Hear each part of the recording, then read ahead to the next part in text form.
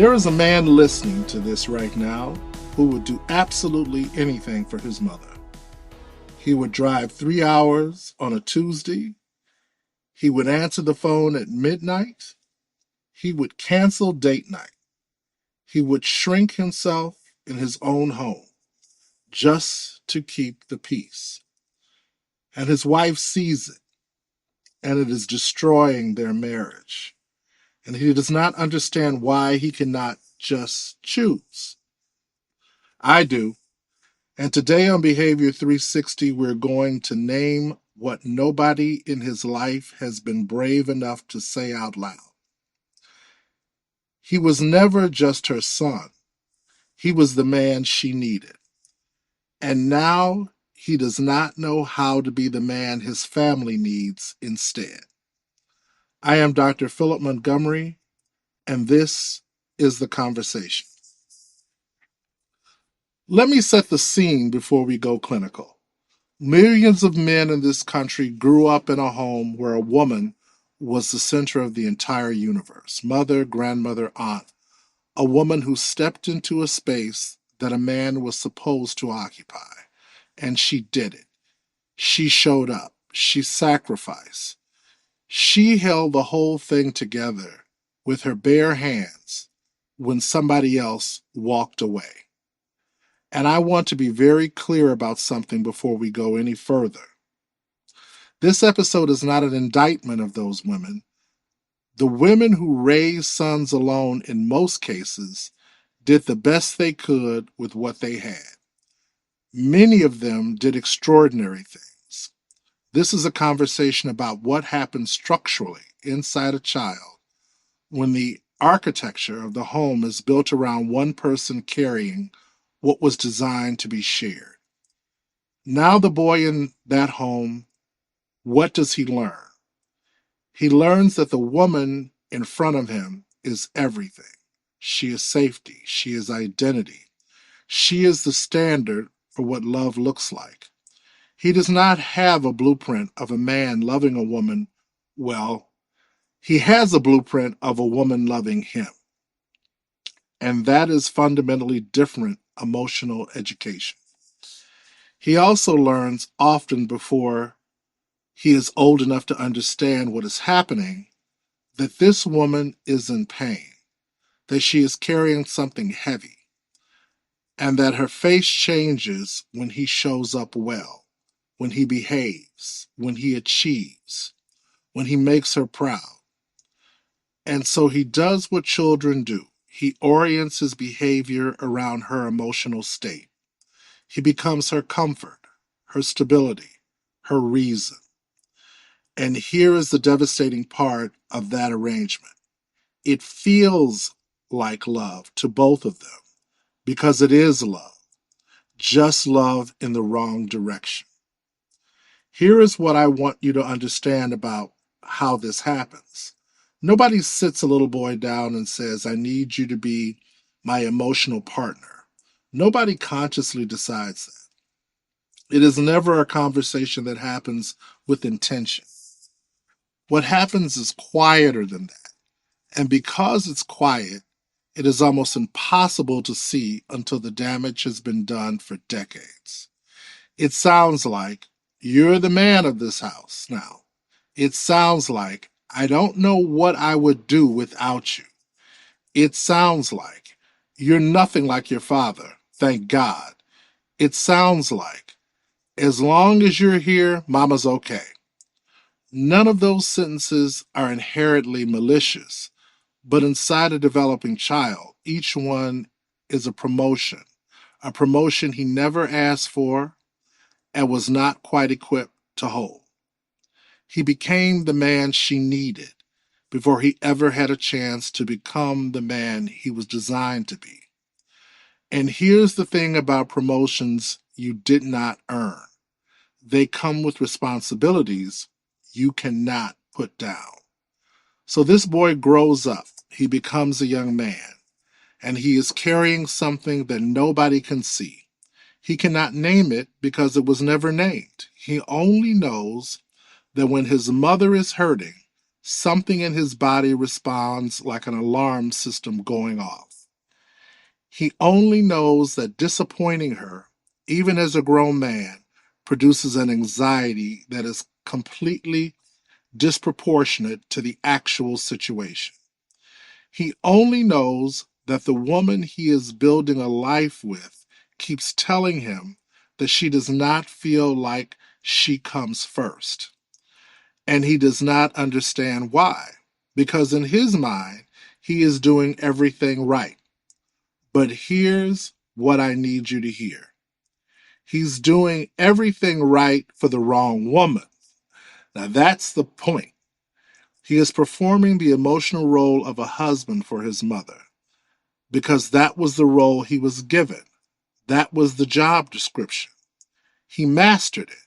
He built his entire identity around it. And when his wife needed him to step into that same level of devotion with her, he hit a wall he did not know existed because somewhere deep in his nervous system, that level of emotional commitment was already taken. He never applied for that job. He was drafted into it before he was old enough to know what a draft was.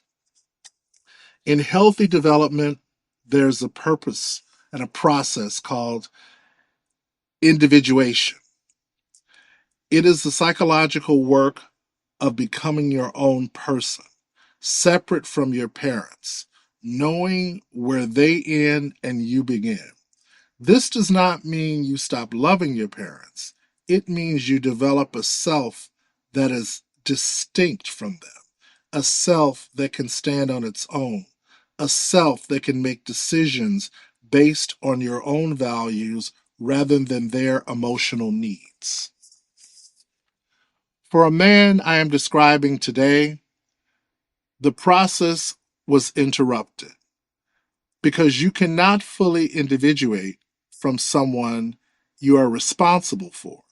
You cannot grow away from someone who needs you to stay close in order for them to survive emotionally. So, what happens when he tries to leave? When he meets someone, falls in love, decides he wants to build something of his own, his mother does not necessarily say, "Do not go." She does not need to. What she does, again, usually without conscious malice, is communicate through behavior that she is not okay without him, that she is struggling, that things are falling apart, that nobody understands her like he does. And every time he tries to step toward his own life, something pulls him back. Not chains, guilt, worry, the weight of being someone else's entire world emotionally. And because he loves her, and because loving her has been the first and longest relationship of his life, he responds to that pull every single time. Now, keep in mind, this is not weakness. This is what loyalty looks like when it never had a healthy limit. And this partner watches him cancel plans. She watches his mood shift after every phone call with his mother. She watches him manage his mother's anxiety while her own loneliness goes unaddressed. And she starts to wonder whether she will ever actually be his woman or whether she signed up to be the third person in a two-person dynamic. I want to be very honest about what this triangle looks like from the inside because every person in it is suffering. And most of these situations, nobody is actually the villain. The son is caught between two definitions of love: one that was handed to him before he had any say in the matter, and one that he is choosing now or trying to. But he does not have the emotional architecture to do it cleanly. Every time he chooses his wife, he feels like he is abandoning the woman that kept the lights on when his father would not. Every time he chooses his mother, he is slowly dismantling the foundation of the family he is trying to build. He is not being weak, he is being torn apart by two competing loyalties, and nobody ever gave him permission to prioritize one. Now, the mother. I want to say this carefully, and I want to say it with compassion.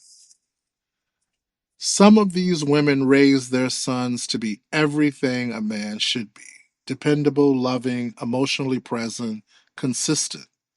And they did it because they deserved that in their own lives and never received it. That grief is real. That longing is human. But somewhere in raising without intending to, they also raised a man who was designed to meet their needs. And when that man tries to transfer that devotion to a wife, something in the mother experiences it as a loss, as a replacement, as I sacrificed everything and now I'm being discarded for someone who has not earned it.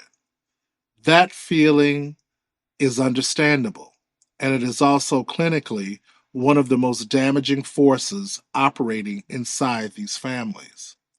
Because the truth is, a healthy mother raises her son to leave her. She builds him to go. She builds him to love someone else completely. She builds him to be someone who is grounded, that he can sustain a covenant with another person and carry a family on his back. She builds him to leave. That is the victory, not the staying. And when the wife is in the triangle, she is not crazy for feeling displaced. She's not insecure for naming it. She fell in love with a man and found herself in a household with three people in the marriage. She is not competing with a woman. She is not competing with a role. And roles that were written before she existed are almost impossible to rewrite without help. So, if you are the man, and I believe some of you know exactly who you are right now, here is what I want you to say. You're not broken. You're not a bad son. And you're not a bad husband. You're a man who was given an assignment before you were old enough to consent to it. And you have been carrying it without everything you have, because that is what you were told and expected to do. But here's the work: you have to grieve the role, not your mother, the role.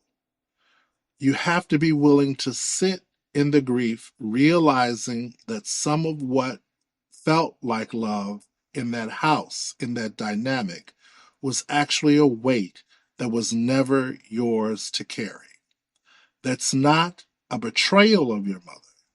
It is an act of honesty about what happened, an act accepting and commitment therapy. We talk about cognitive fusion, the way we get looked into a story until the story is indistinguishable from our own identity. A lot of these men are fused with the identity of being their mother's protector, her confidant, her reason for getting up in the morning. And diffusion, breaking that lock, does not mean you stop loving her. It means you stop letting the role make every decision in your marriage on her behalf. In Genesis, the scripture says, a man shall leave his father and mother and be united to his wife, and the two shall become one flesh. That word leave is not accidental. It is not suggested. It is the design. Not abandonment leave, with love, with humor, with gratitude for everything she gave you, and then fully, completely, without one foot still in her living room, go be a husband. Your mother's greatest gift to you was never supposed to be your loyalty. It was supposed to be your freedom. And your wife is not your mother's replacement. She is a woman you get to love in the way you were always designed to love, without grief, without the weight. without the debt. You were never meant to be her man. You were always meant to find your own. This is Behavior 360. I am Dr. Philip Montgomery. And son, it's time to go.